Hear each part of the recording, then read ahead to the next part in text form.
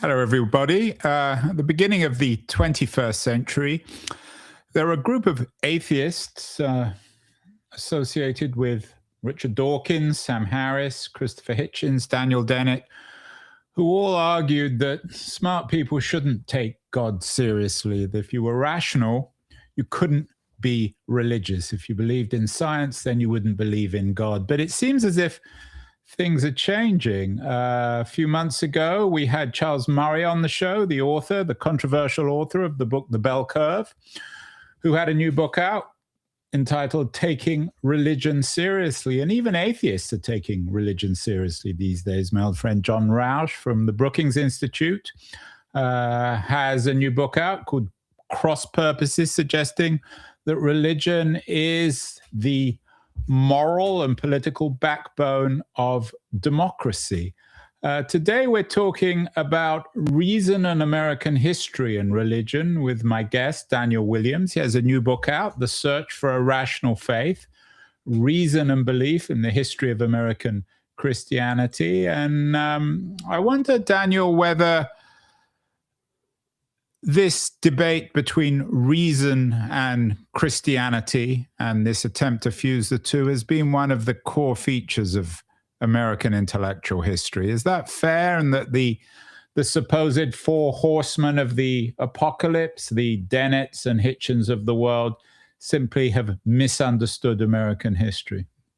Yeah, I think so. I think for most of American history, a lot of intellectuals, people educated at Harvard, Yale, Princeton, in fact, the people who ran those institutions for centuries actually saw reason and Christianity as being very compatible. They believed that their reason supported their Christian faith. And for several decades in the 19th century, all of the leading colleges in America offered classes on how to harmonize faith and reason. And even in the 20th century, after those classes disappeared at some of America's elite institutions, there was still a Christian veneer, and a number of public intellectuals, including professors, college administrators, who continued to see faith and reason as very compatible. Can one, though, Daniel, can one combine reason and faith? Isn't religion itself, isn't that the history of religion as being beyond, the history of religion being beyond reason? It doesn't make it necessarily irrational, but it doesn't make it rational either. Well, that's not the way that most Americans of the 18th and 19th centuries saw this. I think that's a view that became very common at the end of the 19th century and beginning of the 20th century. And it's certainly a view that a lot of people take for granted today, though certainly a lot of people don't. A lot of people view reason and Christianity as compatible. But the way that a lot of people in the early 19th century and the 18th century as well would have seen it is that Christianity is the story, or purports to be the story, of something that happened historically. That is, it's in some way related to Jesus, a historical figure, and that one can use the process of historical examination to find out something about the historical Jesus. They would also say that Christianity, along with Judaism for that matter, is based on the idea of a creator of the universe, and that therefore one can use scientific investigation to find out something about the order of the universe and therefore find out something about the creator. And those two ideas, the idea that natural theology, which is about the scientific investigation of the natural world in order to find God, and historical investigation leading to an evidentiary-based Christian faith, those two ideas were believed by many of the leading lights of the late 17th, 18th, 19th centuries. So beginning with John Locke and Isaac Newton in England, both of whom did their own Christian apologetics of sorts, even though they were very liberal Christians for their time. And continuing on with William Paley in the late 18th century, and then with classes on Christian evidences at all of America's leading institutions in the early to mid 19th century. Several generations of educated people in both England and America came away from their college education with the idea that faith and reason could be harmonized, because both told, while not exactly the same story, told parallel stories that had a common root in the observable world. We don't have Christopher Hitchens around these days, unfortunately, Daniel. So maybe I'll try and be him for a bit. It's all very well talking. I wonder if Hitchens would take this line. It's all very well talking about Newton and Locke, and you're right. They certainly were apologists for a certain rational Christianity. But of course, they were writing before Charles Darwin and his understanding of history, of the history of our species, and of course before the history of other scientists who reinterpreted the history of the earth and proved that the Bible was fundamentally wrong. How would you respond to that? That going back to Newton and Locke doesn't really tell us very much, because they hadn't read Darwin. They hadn't read many of the other authors, intellectuals who proved that the Bible was mostly wrong, fictitious. Yeah. Well, it's certainly true that they lived at a time of a different conception of the universe. The Newtonian universe was certainly different than Darwin's universe, and that Darwin's universe in turn has been reshaped in the 20th century by other newer scientific ideas that have built on Darwin. I think that historically it matters, though, what Locke and Newton thought, because the argument that the Enlightenment and Christian faith were fundamentally opposed to each other, I think, breaks down when we find out that some of the leading advocates of the English Enlightenment, like John Locke, also wrote works of Christian apologetics, as Locke did. But beyond that, I would say the history of reason and Christian faith continues after Darwin, and this is where I found perhaps some of the most interesting insights in my research. After Darwin, even in Northeastern colleges that pretty much universally accepted evolution, the classes in Christian evidences did not disappear. So at Oberlin College, for example, George Frederick Wright, an evolutionist and a geologist, a professional geologist, was appointed as professor of the harmony of science and religion in the late 19th century, in the 1880s, and he continued in that post until around 1906. But he was appointed to that post after Oberlin College had accepted Darwinian evolution, and Wright himself, was a strong believer in the evolutionary process. But he also believed that there was a way to harmonize science and faith. And so in the late 19th and early 20th century, people who accepted Darwin's view of the world, at least his scientific views, obviously Darwin himself reached a crisis of faith and became an agnostic. And so the people who were trying to harmonize science and faith didn't accept everything that Darwin said about religion. But if we take the scientific theory itself, people who accepted that and who also held on to a Christian faith tended to harmonize that with Christianity in at least two different ways. So there were some conservatives, theological conservatives, that is, not political conservatives, but theological conservatives like Wright, who believed that, yes, Darwin was right about the origins of the world, and that Genesis 1 and 2 could be reinterpreted to fit Darwinian evolution into that model, but that the rest of the Bible could essentially be held pretty much intact. There were theological liberals, on the other hand, who said that no, not just Darwin's theory, but historical criticism of the Bible, which was coming from German universities at that time, had really reshaped the way that people understood not only the Bible, but even history itself, that they began to believe that history was evolutionary in a sense. It was progressive, and that what people believed 2,000 or 3,000 years ago might be very different and should be very different from what people believe today, that we have moved beyond mythological thinking. And yet, so many of those people accepted some form of Christian faith as necessary. And that continued actually in America's leading intellectual centers right through the early years of the Cold War. And the reason for that is that people believed that faith and science were telling two different stories. That yes, maybe at an observable level, one could not arrive at the sort of historical proof claims for Christianity that had meant so much to people in the 17th, 18th, and early 19th centuries.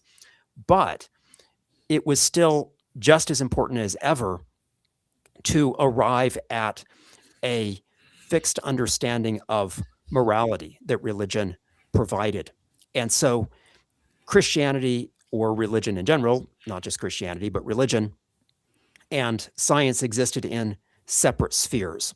And that separate spheres model that said that both were necessary, but were essentially about different things, that you could not get to morality through science, and you could not get to scientific truth through religion.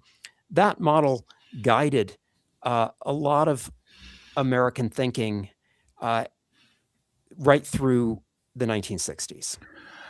Daniel, what's the point of the book? You're a historian. You've written extensively on Christianity. You wrote a book, for example, about abortion in America's churches. The title of the book is not The Discovery of a Rational Faith, it's The Search. Should we be surprised by that? Isn't it reasonable to assume that we as humans, we want to understand the origins of the universe? We eagerly embrace the promise of some eternal purpose, but at the same time, we recognize that reason, science certainly can't prove that.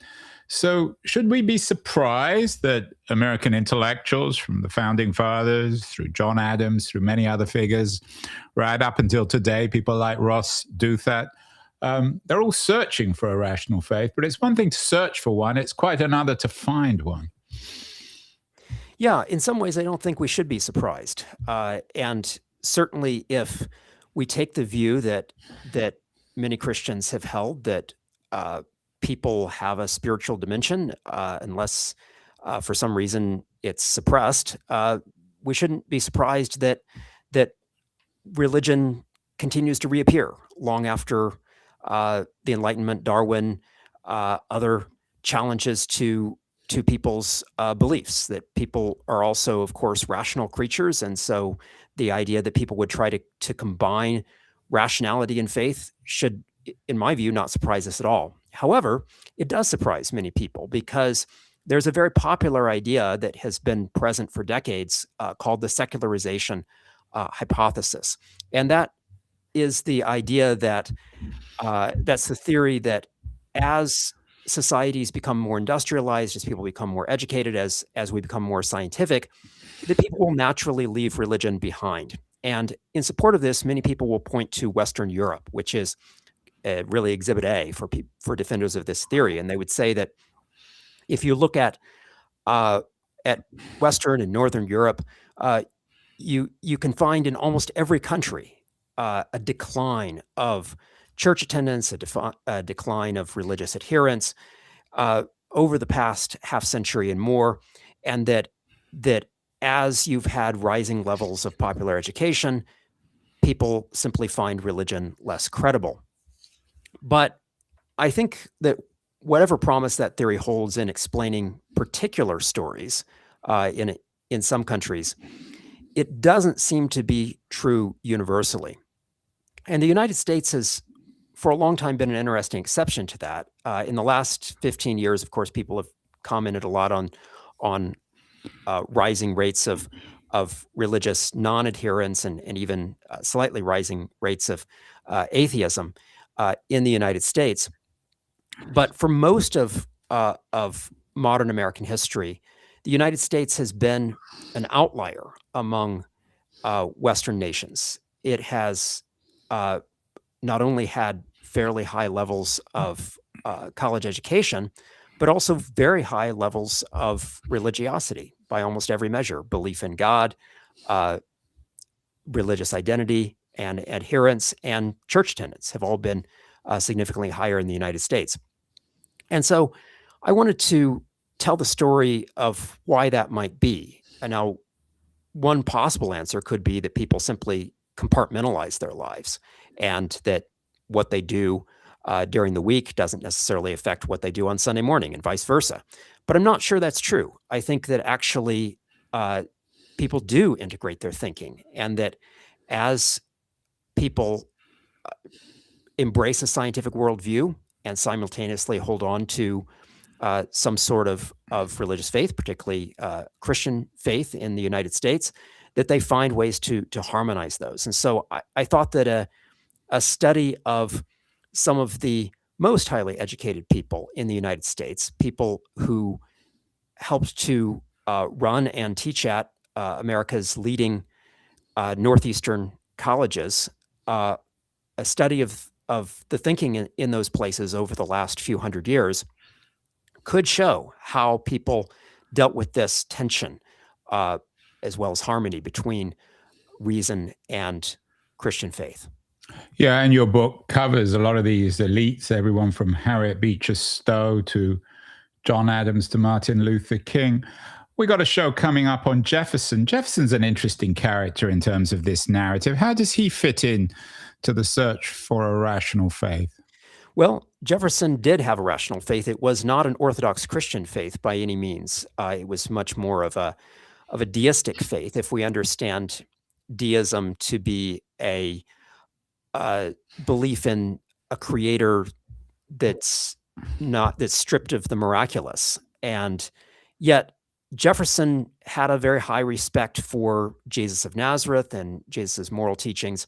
He also believed that this creator God that he thought had created the universe had not simply walked away, was not simply the absent clockmaker God, as some people picture deists of the 18th century as believing, but was someone who continued to guide the universe through some sort of providence and held out a promise of both rewards and punishments in the afterlife.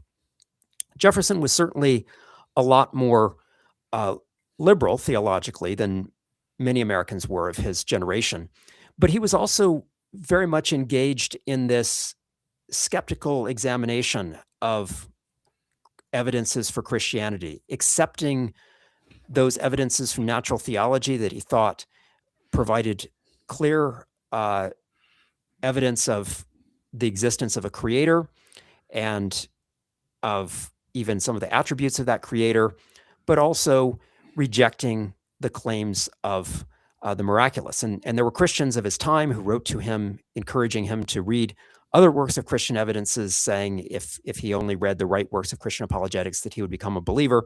It seems that Jefferson actually did read fairly widely in the discipline of Christian apologetics.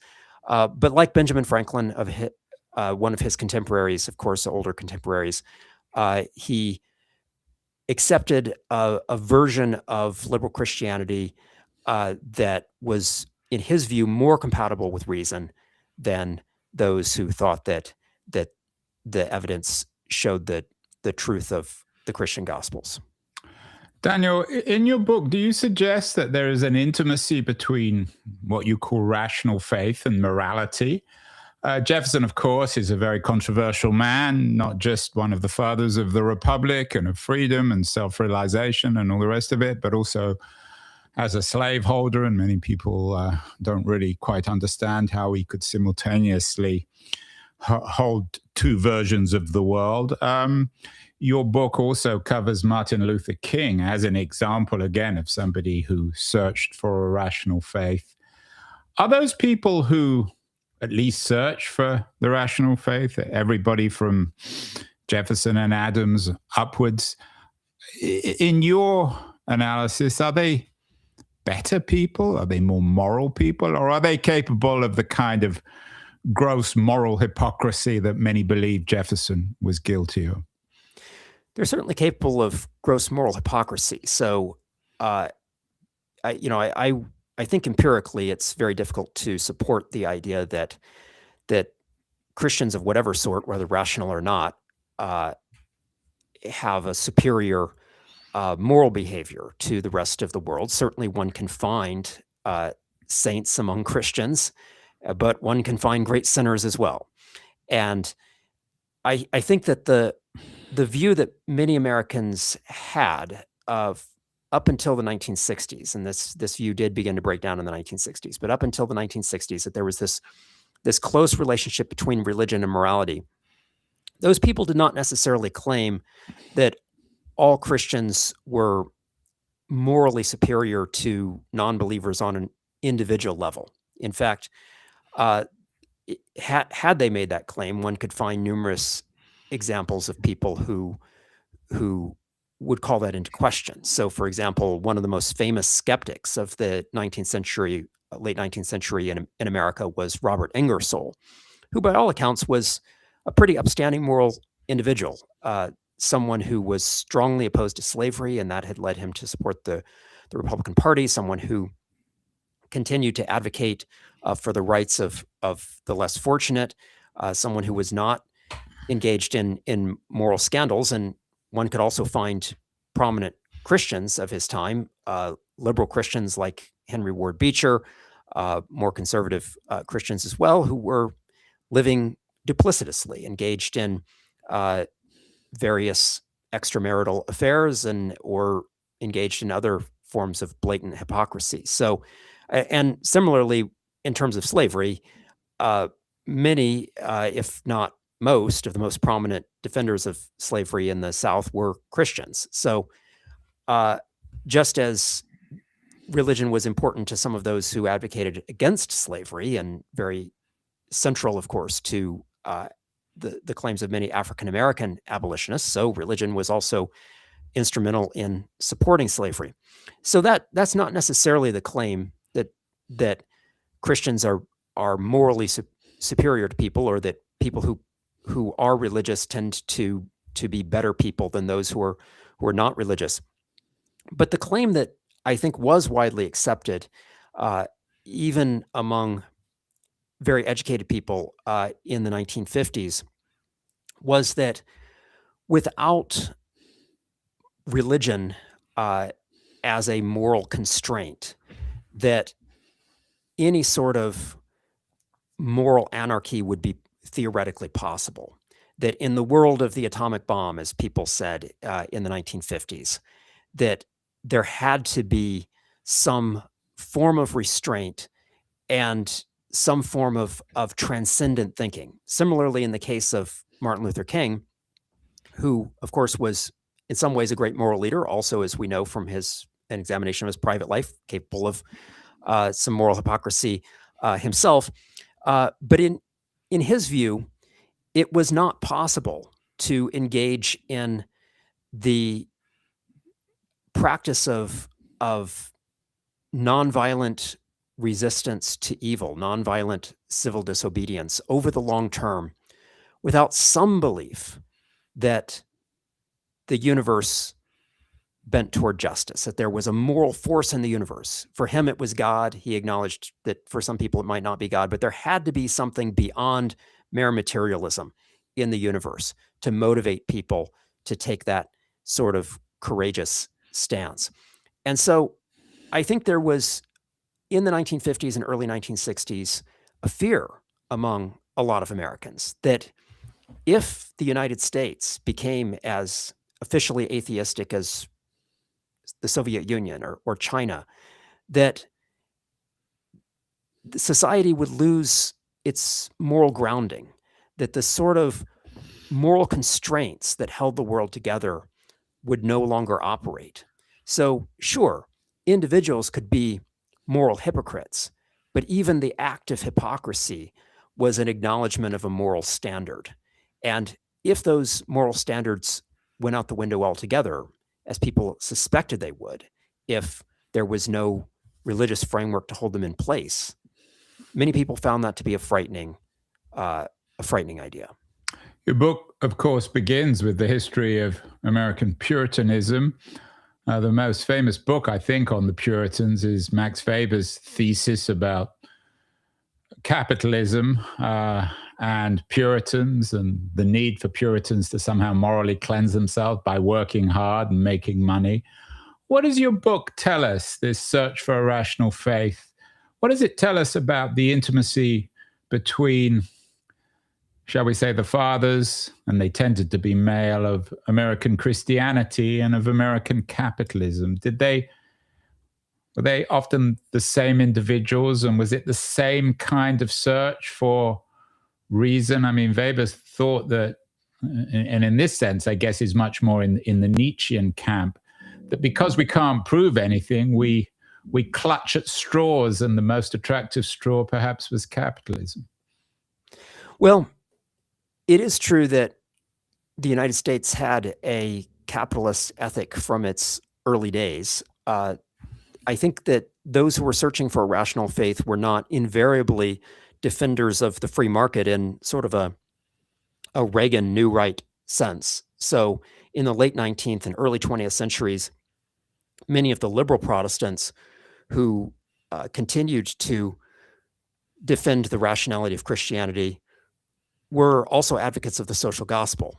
And some of the advocates of the social gospel were veering toward a Christian socialism. Others might not have gone quite as far as Christian socialism, but nevertheless were progressives who believed in state intervention in the free market. So one of the people I mentioned early on, just in passing, was this Oberlin professor, George Frederick Wright. And Wright certainly believed in various interventions, government interventions in the market. Now, nevertheless, that aside, it is true that the United States has been overwhelmingly capitalistic, just as it has been overwhelmingly Christian. I think that a lot of the defenders of a rational faith were living in an era when that dependence on capitalism was barely debated, and so they didn't necessarily write on that. They tended to take for granted that some form of free market would operate, and so maybe they would write on how to address care for the poor or something of that nature, but they were not questioning the fundamental tenets of the capitalist system in the United States. I think America's commitment to capitalism is larger than the Puritans, because if we look at what happened in the South among the Anglicans who came to Virginia, for example, we can find the market forces operating in another form. So Virginia's success as a colony depended on its cash crop of tobacco, in the same way that South Carolina, a slave society, was founded on its market exports, its indigo and rice and later tobacco, and eventually cotton.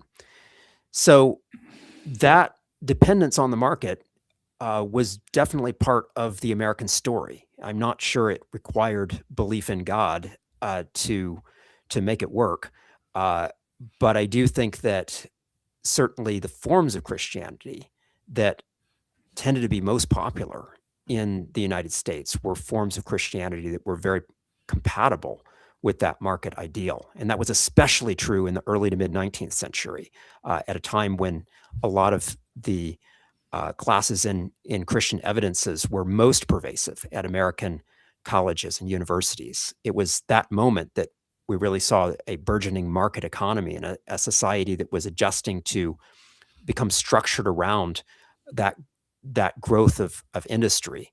And so a lot of Americans did see religion and capitalism as going hand in hand. Later, though, America was such a Christian country that most of those who pushed back against that capitalist ideal in the early 20th century did so from a Christian framework. So even America's leading socialist, Eugene V. Debs, who himself was not a Christian believer, oftentimes appealed to the morality of Jesus and the teachings of Jesus in critiquing those forces of capitalism that he equated with the money changers that Jesus cast out of the temple. Yeah, I'm guessing Eugene Debs would be more popular now at Oberlin than certainly most 19th century Christian thinkers. You Right. yourself teach at just as Oberlin is in Ohio, I think you teach at Ashland University in Ashland, Ohio. What's your game here, Daniel? You've written a series of books on religion. You're a scholar of religion. In this book, are you trying to justify? I'm guessing that you yourself personally have an interest in this search for rational faith. Were you, or have you searched for it? Have you found it? How does this personally affect you? Yeah. I have searched for it. Certainly. I do. I'll say in this book, I write as a historian. So there are some books where I have said a little bit more about where I'm coming from. Perhaps the one where I've given away more of my own personal beliefs is The Politics of the Cross, which was written for a Christian audience. And in that book, I talk extensively about where I'm coming from. This is a book that is published by Oxford University Press, and it's designed to reach a wide audience of believers in Christianity, people who are not believers in Christianity, people who are unsure, but people who are interested in the historical story. And so I think regardless of people's own personal beliefs, there's something that you'll be able to get out of this book.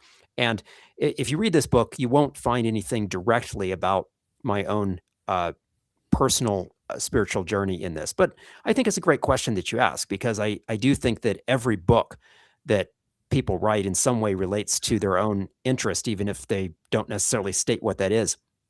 And so, yes, I would say that I grew up in a conservative Christian home where I acquired a view that Christianity should be compatible with what I saw in the observable world.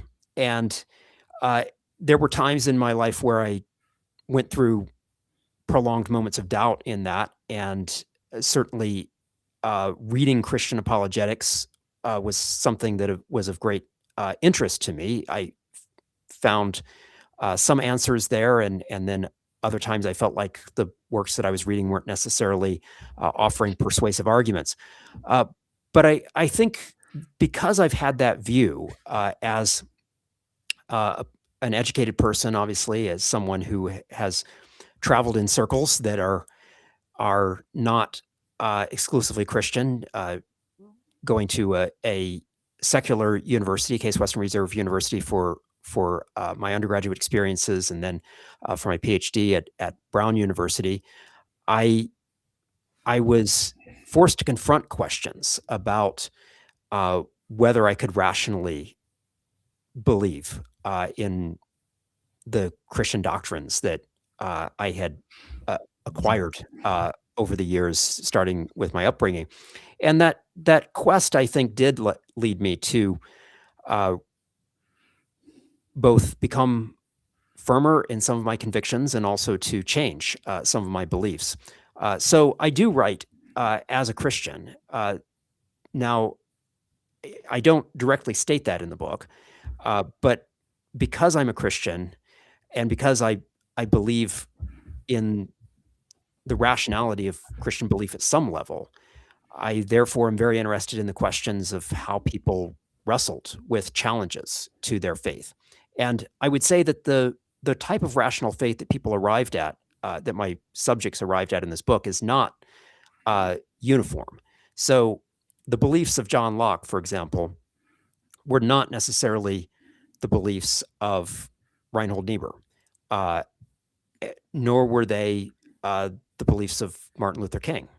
And so I think in each generation, the way that people are wrestling with these questions is determined to a certain extent by their larger historical context. And I find that subject to be really interesting.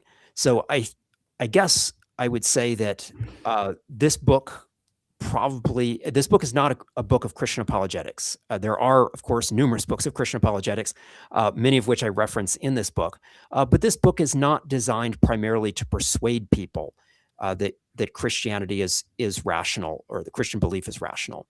It's rather a study of how the people who thought that it could be rational arrived at those conclusions, confronted different challenges to their faith, and arrived at answers that in some cases may be persuasive to some readers, in other cases probably would not be.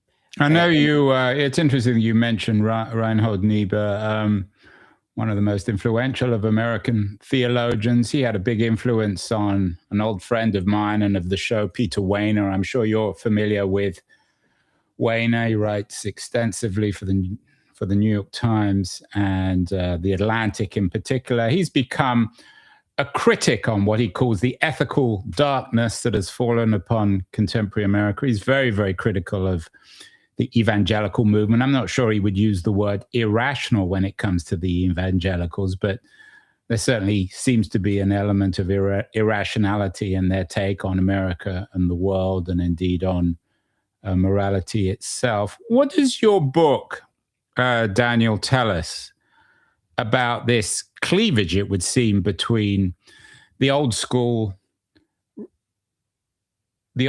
Christians seeking this rational faith, everybody from Newton and Locke to Martin Luther King and Reinhold Niebuhr, and the evangelical movement now, who are strongly MAGA? Are there lessons in the book? I don't want to turn this into just another boring conversation about Trump, but I'm guessing there are implications in what you've discovered for American Christianity in an age where many American Christians see Trump as some sort of savior figure. Yeah, I do think the book has some implications on that, even though it has some implications for that, even though Trump's name is never mentioned in this book. I tried very hard in the book. Congratulations on that, well, thanks. Daniel. Yeah, I tried very hard in this book to not make this simply another analysis of politics that would become dated. I certainly have written widely, as you know, on the Christian right, on American politics and religion and politics. And abortion in particular. You've written a couple of books on that. But I think in this book, what I discovered that I think is relevant for this question is that the vast majority of this book focuses on what today we would call mainline Protestantism or liberal Protestantism. But I think that would come as a surprise to a lot of evangelicals. I found among evangelicals quite a bit of interest in this book. And when I describe it as a history of Christian apologetics in America, they immediately start naming names of different recent, fairly recent evangelical apologists and ask if I cover those. Do I cover certain figures of the late 20th century that were influential among evangelicals in harmonizing faith and reason, or providing intellectual defenses of the faith. And I do a little bit in the final chapters of the book, but about 70 or 80% of the book, I would say, focuses on mainline Protestants, because mainline Protestants were the ones that not only built America's leading educational institutions for the most part, but they were also the ones that were the leading practitioners of Christian apologetics for a very long time, the idea of harmonizing faith and reason. Now, in the book, I explain why liberal Protestants dropped that project at the end of the 1960s. And that also coincided, I think, with a crisis of faith that a lot of younger liberal Protestants had. And ever since the late 1960s, liberal Protestants have had a harder time retaining their younger members than other Christian traditions, particularly conservative evangelicals, have. And as a result, today, mainline Protestantism is only a fraction of the size that it was 50, 60, or 70 years ago. Now, as that has happened, I think that the brand of American Christianity has shifted to the right, because without mainline Protestants there to balance it, when people think of Christian in the United States today, when they think of Protestant Christianity, the first image that comes to mind is conservative evangelicalism, Christian nationalism, Trump voters. Those are not things that would have immediately come to mind to many observers of American Christianity in the 1950s. Instead, if you looked at the cover of Time magazine during that era, sure, you would see Billy Graham every so often, but you would also see Reinhold Niebuhr. You would see other leading theologians and practitioners of mainline Protestant Christianity. So as we have shifted toward the most conservative forms of evangelicalism as the leaders in American Christianity, we've also in some ways seen not necessarily the end of a search for rational faith, but a search for a faith that's disconnected from the institutions of reason that Americans have. And so among a lot of conservative evangelicals, it's not that they believe in irrationality. It's rather that they have embraced a different form of reasoning that is divorced in many ways from mainline Protestantism and from the secularized institutions that mainline Protestants have created. And that's why I think in the last few years, it's become obvious that Americans don't necessarily have a common language of basic reason anymore, that we disagree with each other on the most basic of facts. And that, I think, is a scary prospect, not only for American religion, but for American democracy, as you probably well know. Yeah, and finally, as Charles Murray said when he came on the show, religion is all the rage now. It's very fashionable. Everyone from Ross Douthat's Believe, who seems to take your argument that if you're rational, you should be religious, to odder characters like Peter Thiel, who gave a series of popular lectures a few months ago on the Antichrist. Finally, Daniel, what would you like to see? You're clearly not an evangelical yourself. Do you want to go back to the 50s or the 1840s? Is there a future for your rational faith that can get beyond odd characters like Thiel, who seem to have troubling political agendas of their own? Well, I think what I would like is not likely to happen. Well, I don't mind. We can still hear it. Yeah. I believe in the tradition of moderate liberalism in the United States, and yet I also believe that it has to have a higher grounding in order to work. I think the challenge for centrists, political centrists in the U.S., is to come up with a way to both appeal to the transcendent, people's sense of the transcendent, and appeal to people's sense of rationality, and to pursue policies that are based on empirical reason, but are not devoid of that larger story. And whether or not that can work in our polarized society is an open question. But I think that for those people who are perhaps more skeptical of religion, I hope that my book will show that a rational faith, or a search for rational faith, has had a long trajectory in the United States, and that religion has not been simply an anti-liberal reactionary force, but actually has been central to the American story and to the American Human Rights Project. To people on the right who are strongly religious and also deeply suspicious of America's institutions of higher education, I hope that this book will show that actually those institutions of higher education have much more of a faith history than what they might have imagined. So maybe in some small way, this book will contribute to a better understanding on all sides, though obviously this is a much larger problem than any single book can address. Well, there you have it. The Search for a Rational Faith, Reason and Belief in the History of American Christianity. Interesting thesis, interesting history. Daniel K. Williams, congratulations on the book. And best of luck in your own personal search for a rational faith. Thank you so much. Well, thank you.